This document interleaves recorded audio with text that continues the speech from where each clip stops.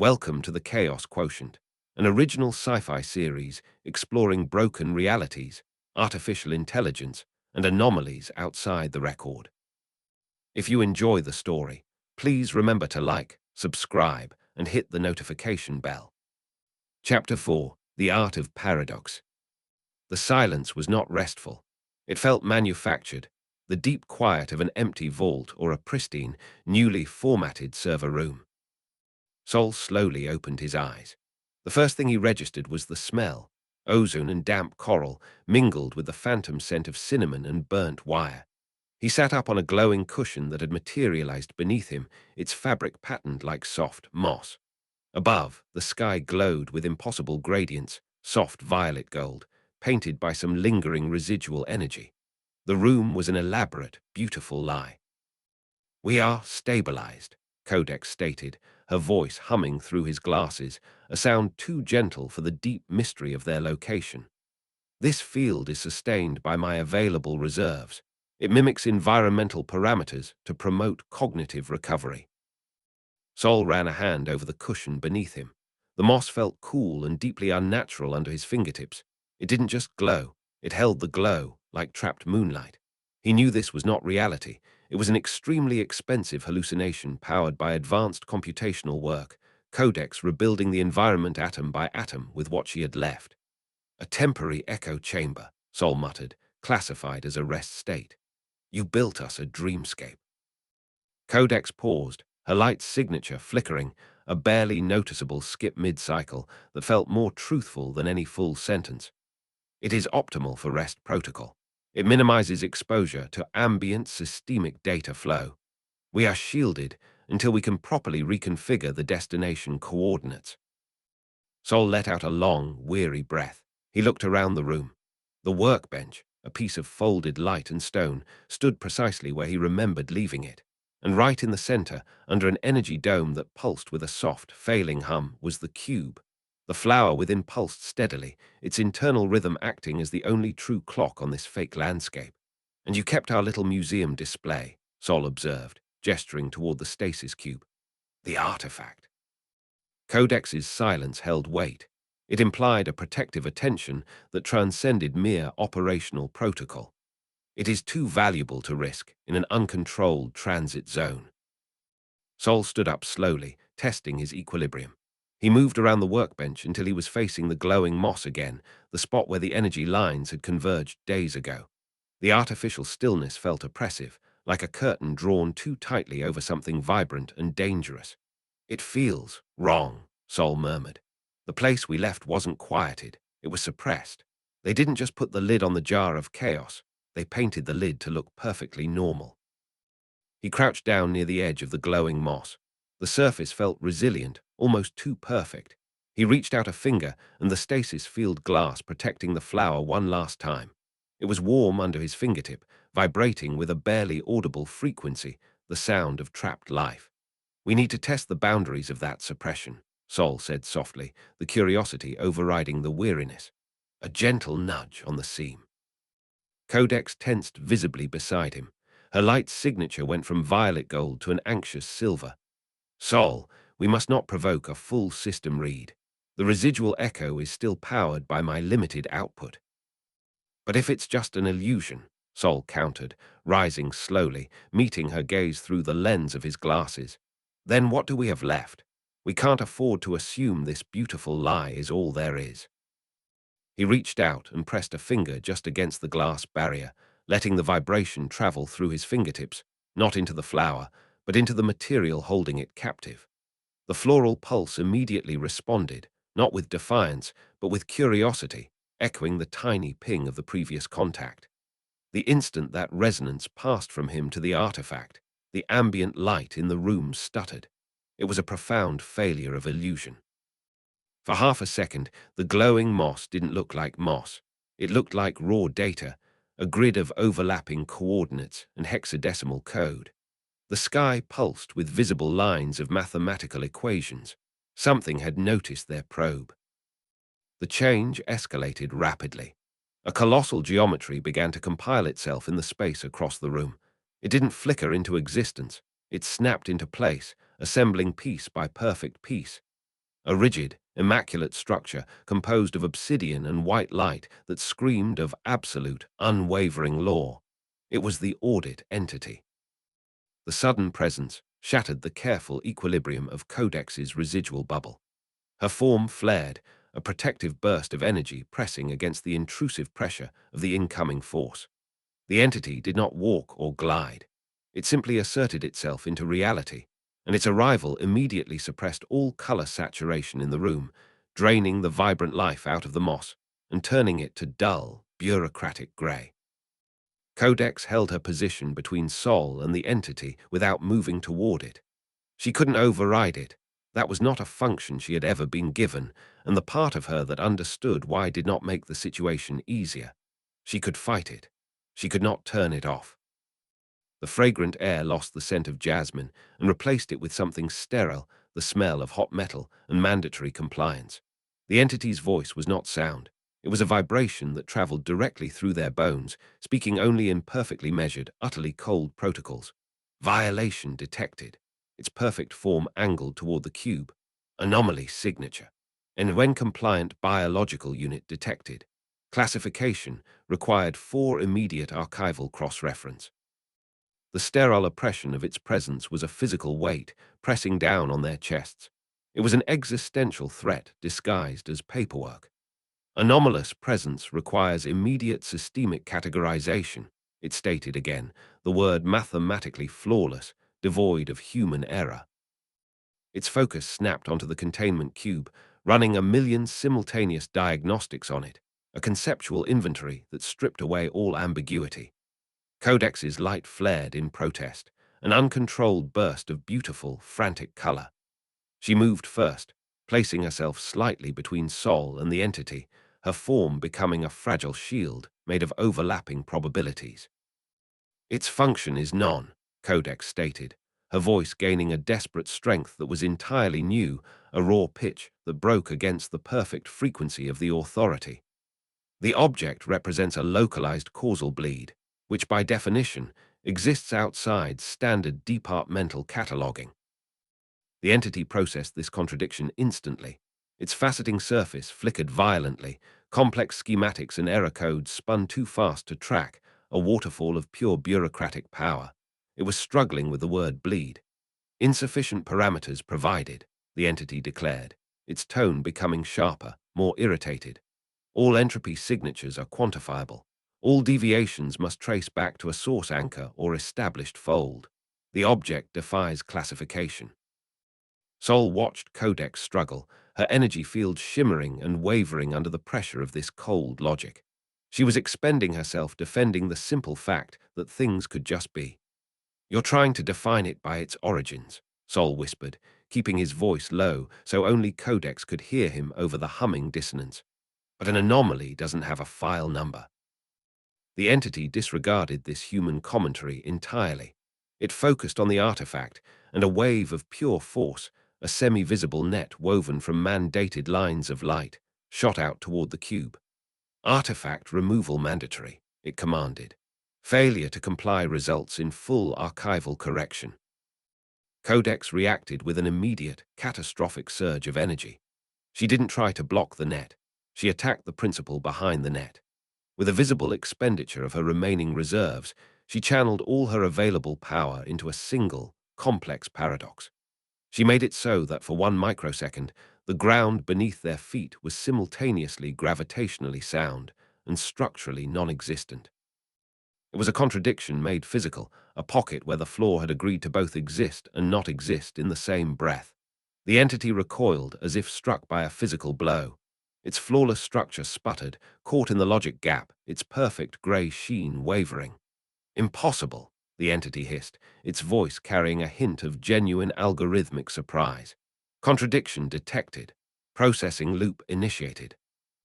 The fight bought them a temporary, desperate pocket of time, forcing the entity into a fractured processing stutter.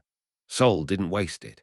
He gripped his, leaning heavily against the workbench as he watched Codex slump beside him, her light flickering erratically like a system running on minimal power reserves. "You pushed too hard," Sol murmured, his voice raspy with fatigue. "Too much contradiction for the old machine." Codex managed a shuddering, static hiss. The system is designed for stability, she whispered. It only understands what it can catalogue, and we are unquantifiable. Sol turned his attention fully back to the containment cube, holding his palm steady against the warm glass. We stalled a cleanup crew, but they were cleaning up something deeper, the gap in the archive. It wasn't an accident, it was excised. Codex opened her eyes, focusing on the cube, a redacted section of the fold, a historical deletion. When they scrubbed this piece of reality, they didn't just delete data, they deleted experience, Sol pressed, tracing the faint seam line on the glass. They excised a full chapter from the book because it was so wildly outside their jurisdiction of normal. The authority simply had no choice but to rip it out and pretend it never happened. He looked at Codex, the secrets hanging between them. We're not auditing an anomaly, Codex. We're holding proof that the department has been lying to us since the beginning. The void, Codex whispered, her voice tightening, suggests the anomaly is not contained within the cube. The gap, it has expanded. It needs another catalyst to become stable. Across the room, the processing loop broke. The entity didn't just reassemble, it corrected itself, and the difference was terrifying. Where before it had seemed caught off guard, now it moved with the cold precision of a system that had run its diagnostics, identified the exploit, and patched the hole. Its rigid form recompiled at twice the speed, the obsidian and white light knitting together without a single visible seam. Paradox vector catalogued. Counter-protocol engaged. The grey oppression intensified, pressing down like liquid concrete. But this time it was different, targeted. Sol felt it around his hands first, a subtle rigidity in the air, as though the space surrounding his fingers was being slowly formalized, converted from free possibility into classified matter. Beside him, Codex let out a sharp sound, almost a gasp. Sol. Her voice came out clipped and strained. It is indexing the field.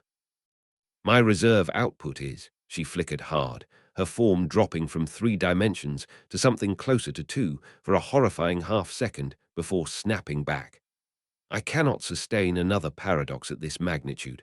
I have insufficient power remaining. Then don't, Sol said. But he said it automatically without a plan behind it, and they both knew it. The entity's net of mandated light reformed, this time not a single wave but a slow, encircling contraction, methodical, patient, the bureaucratic confidence of a system that had all the time in the universe and a mandate to match. It was learning them, calibrating. The first attempt had been a reflex. This was policy.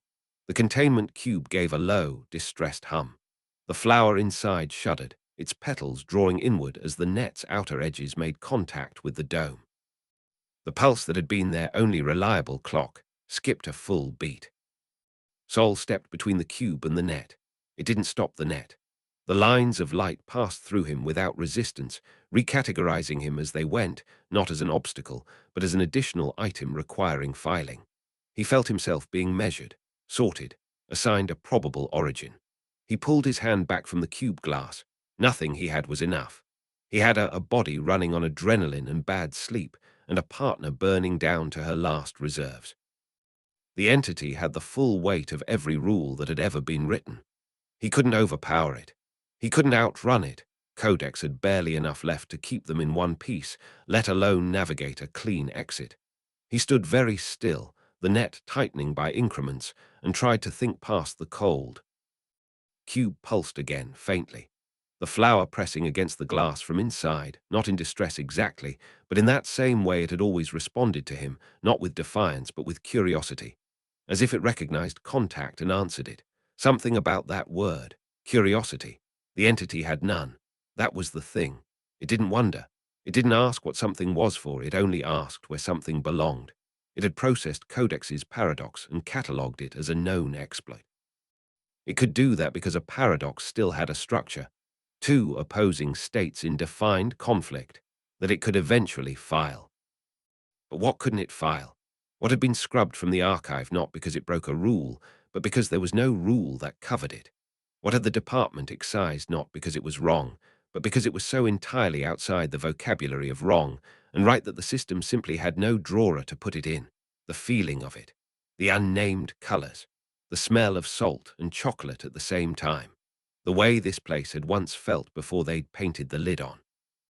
Sol looked at Codex, her light barely holding shape, thin as a candle in a draught, and he understood what they had left. Not power, not logic, just the one thing the entity had already proven it couldn't process. Then we teach it, Sol said, standing up fully to meet its faceless gaze. We show it what true failure looks like to a system built on perfection. Sol knelt down and forced the frequency of his to resonate against the stasis glass in a completely unnatural key, a sound that should not exist in this specific combination of materials and energy sources. The flower responded instantly, radiating a light so intense it overexposed the immediate landscape, cycling through colors that had no name in any known spectral chart.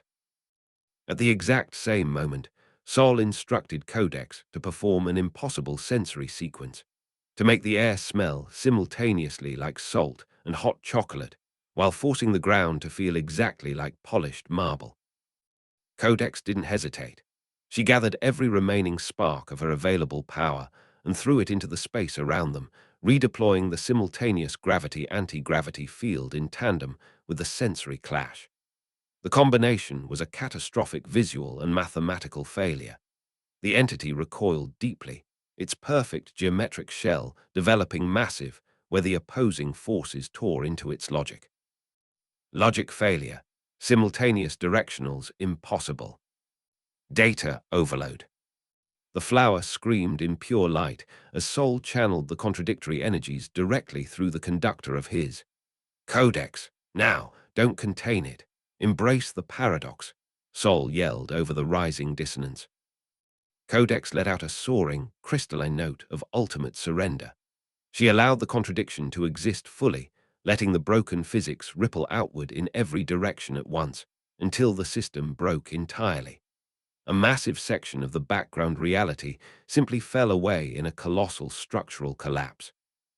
The remaining architecture dissolved into dust and impossible color splatters, revealing the secondary shimmer underneath. A curved, pulsing hole punched from the inside out, bleeding a blinding gold light that had never been indexed by the department. The entity struggled in the resulting vacuum, its rigid form unable to operate outside a defined fold. The authority was being dissolved by pure chaos. We go now, Sol gasped, pulling himself toward the shimmering pinhole, before it remembers how to compile. Codex, barely able to move, dragged him across the failing threshold, sacrificing her own physical stability to push them through the golden tier. The final moment was pure sensory overload. The smell of ozone mixed with sweet jasmine, the sight of endless gold light against a backdrop of nowhere, and the sound of magnificent defiance. They tumbled out into silence. The transition was jarringly soft, a gradual settling into a profound, washed-out quiet of pale sepia and deep charcoal. The air smelled clean, metallic, yet strangely fertile. Sol lay there for a long moment, tasting nothing but salt. He opened his eyes fully, looking at Codex beside him. Her light signature was still flickering, struggling to reignite, but her instance held present and continuous, still there. Slowly, she managed to prop herself up on an elbow, looking into the strange, silent landscape surrounding them. Where is this? Sol whispered. Codex looked past him, toward the horizon line which curved with a gentle, unsettling impossibility. Her voice was a fragile thread of sound. This place, she said, her words barely reaching above a whisper, is unlisted. It has no coordinates, no history, and I have never seen it before. The journey had not ended. It had merely been relocated to an entirely unknown blank page. Thank you for listening to the Chaos Quotient. If you want to follow Sol and Codex deeper into the fold, make sure to like this video, subscribe to the channel, and turn on notifications so you never miss a new chapter. Until next time, stay off the record.